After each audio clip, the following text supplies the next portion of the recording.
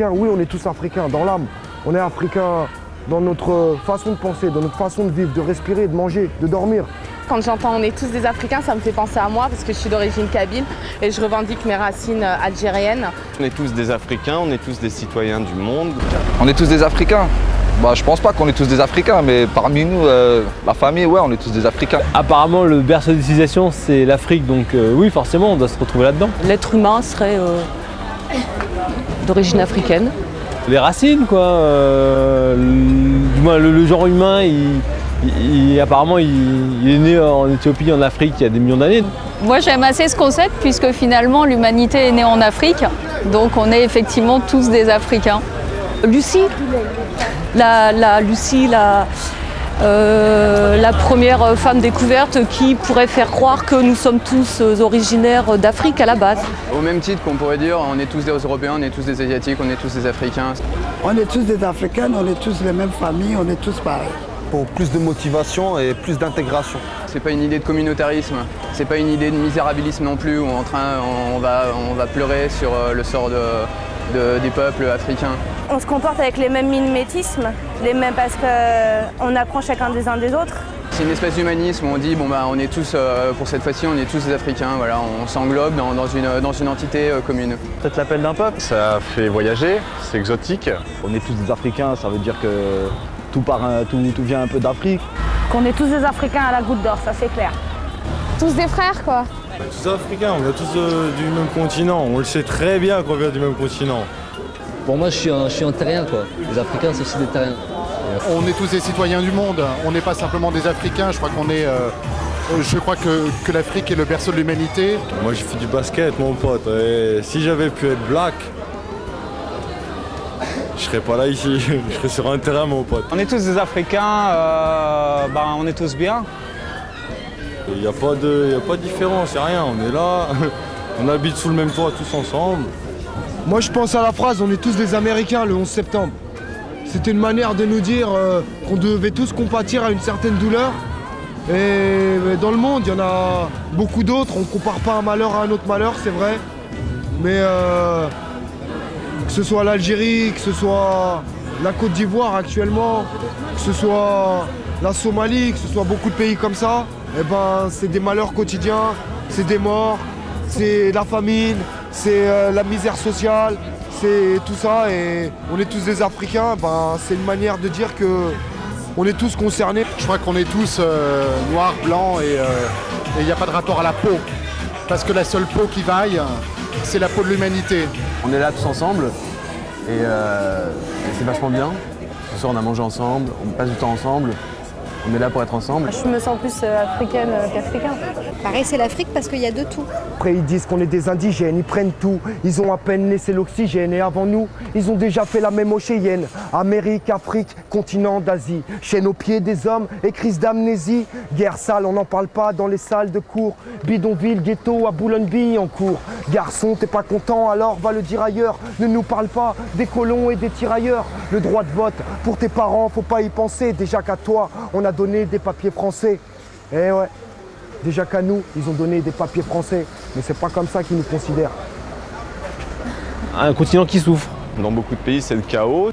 Aujourd'hui, l'Afrique, ça m'inspire l'hypothèque, ça m'inspire banqueroute, ça m'inspire dictature, colonel, pétrole, diamant. En Afrique, déjà, je trouve que les pays sont corrompus. Je trouve que ça part déjà Mobutu et quand tu vois la Côte d'Ivoire et quand tu vois aussi bien l'Algérie, c'est des corrompus. Tout ça, je pense que c'est un problème de la colonisation qui n'a pas été abouti. C'est-à-dire qu'après, les Blancs sont arrivés, ils ont colonisé ces pays, ils ont voulu montrer aux gentils sauvages et indigènes comment vivre. On leur a inculqué une religion qui était le christianisme à l'époque.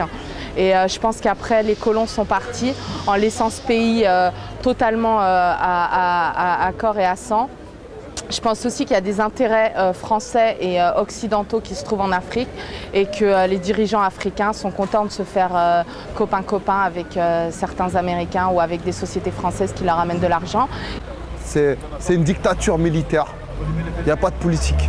Que ce soit n'importe quel pays d'Afrique, c'est dictature militaire. Il n'y a pas de démocratie, il n'y a rien du tout. L'Afrique, c'est des compagnies pétrolières qui se partagent le continent. Dans beaucoup de pays, il y a des problèmes de corruption. L'avenir de l'Afrique, il faut que les gens construisent.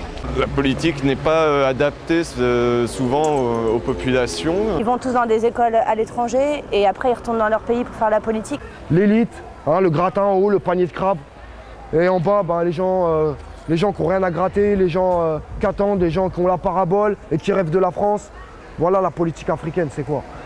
Il n'y a pas de politique d'avenir, il n'y a pas de politique d'espoir pour la jeunesse, il n'y a rien du tout. Les hommes politiques de l'Afrique, ce sont des magouilles. Elles sont bêtes.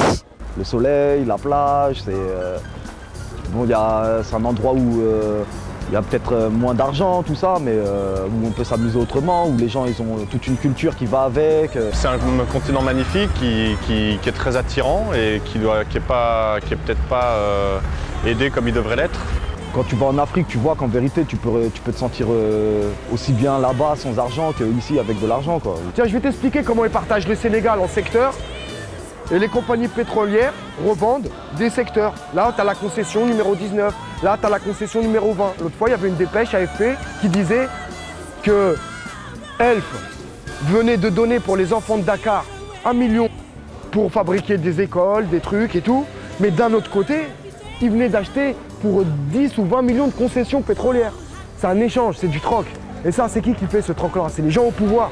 C'est clair que c'est l'Afrique, mais c'est surtout des enfants d'immigrés, donc c'est un peu, on rapporte un peu ce que nos parents nous racontent, et que quand j'ai été là-bas, pour moi c'était vraiment puissance 10.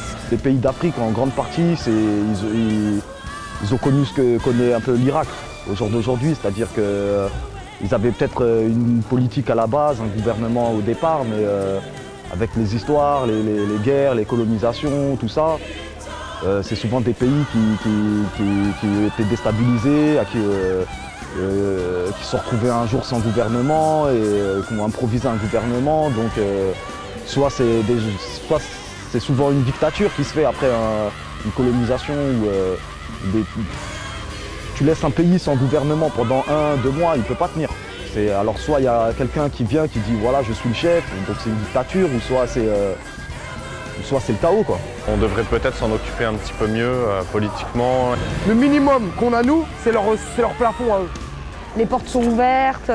Ici, on fait croire que oui, mais c'est pas vraiment ça. Les pays ont beaucoup de matières premières, beaucoup de ressources. Il y a des pays très riches et pourtant la population crève de faim. Dans les bars, on parle vachement de la politique au Sénégal, vu qu'il va y avoir les élections.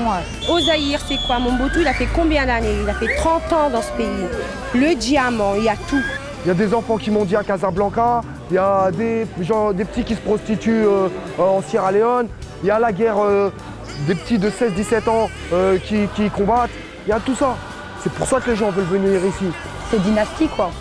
C'est dynastie, a priori c'est encore Ouad qui va rester au pouvoir, c'est sa famille qui prend tout le pouvoir.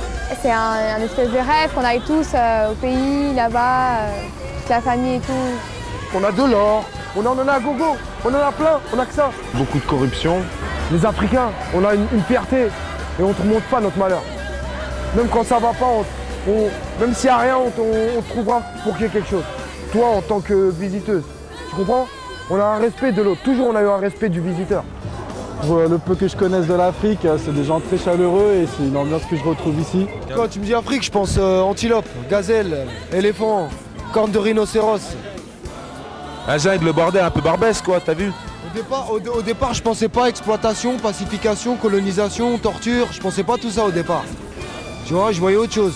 Mais malheureusement, l'histoire en a voulu autrement. Moi j'ai une phrase pour ça, on dit colonisation rime à esclavage, depuis j'ai arrêté la chasse pour pouvoir mettre à l'élevage. J'adore le mafé, j'adore le bimon, j'adore les belles africaines.